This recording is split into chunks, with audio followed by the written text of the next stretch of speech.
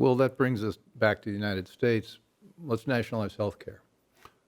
Yeah, I mean, this is the argument that essentially, remember we were told before we had this private free enterprise healthcare system, Right. prior to 2008 that needed to be reformed. In fact, we didn't. We had a kind of semi-socialist system already in which we had what economists call a third-party payer, in which the customer, that is the patient and the doctor, the provider, you don't actually know as a medical customer what the price of your goods is. So the thing we actually needed is to increase the supply and increase competition in healthcare. It would have increased the quality and brought the price down. Instead, we centralized it partially under Obamacare, and now people are saying, well, let's go ahead and totally centralize it. I mean, this is absolutely crazy. And if you want to know what would happen, just look at the three market segments in which government has been most involved. So you've got higher education, which would be college, healthcare, right, and banking, especially mortgage banking.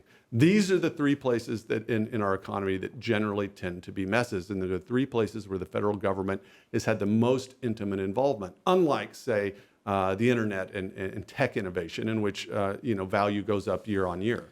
I make this point repeatedly. When we talk about all these institutions and industries, we're not talking specifically, they're not filled with bad people. They're filled with decent people, most of them. Mm-hmm. And they're trying to do the right thing as they see it, most of them. Right. But institutionally, you can't sit in Washington and decide what the student loan program is going to be or what a mortgage program ought to be. You need to be close Absolutely. to the action. That's right. Could you amplify? Yeah, that's exactly right. I mean, there's this sort of bias that people working in business act for sort of venal and selfish motives, whereas presumably government regulators act only for sort of altruistic motives. Of course, real human psychology and motives are complicated. But the truth of the matter is we always hear about the 5 or 6 bad actors in business. We don't hear about the tens of thousands of private companies and public companies that are serving their customers and actually creating value. But almost everything around us, Bill, it's been created by either a current or a past business. Everything we wear, every car we drive, every building we occupy, every house we live in, those things are produced by businesses. And so this idea that those are the primary sources of evil in our country, I think we need to challenge that. We need to make people aware of the fact that, first of all, human beings are sinful in any enterprise. So there are coaches and there are priests and there are school teachers that are selfish, but there's nothing uniquely selfish about business or about free enterprise. Well, the way I think about it is you take two kids, they both go to Penn State.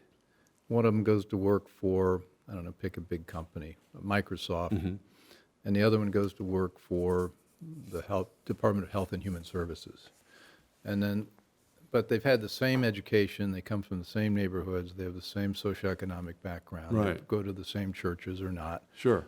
And all of a sudden, you fast forward 15 years later, one of them's an executive at Microsoft, the other one's a regulator at, I don't know, let's say the FCC. Yes. And one is presumed to have only good intentions, that's the regulator, Mm-hmm. and the Microsoft executive is presumed to have not good intentions. Oh, only bad because- intentions. Yeah. Break that down. Well, this is crazy because if you actually think, okay, how do businesses in a law-abiding country, right? So I'm not talking about Haiti. I'm talking about the United States or one of these beloved Scandinavian countries. I don't want to talk about right? How do businesses generally succeed? Do they do it by ripping off their customers, by defrauding the public? No, generally they succeed by bringing prices down, providing goods and services in a better and more affordable way than their competitors. So yes, they're competing against competitors, but they're also competing for your business. That requires that businesses that are going to succeed have to be other directed. In other words, yeah, maybe they're interested in the bottom line. That doesn't mean that's not one of the motives, but they have to be focusing on the needs of customers. And so this is why George Gilder has often said, and said for decades, that free enterprise is ultimately altruistic. Altruistic in the sense that altruism is about acting for the benefit of the other. That's the normal way that a business succeeds in this country.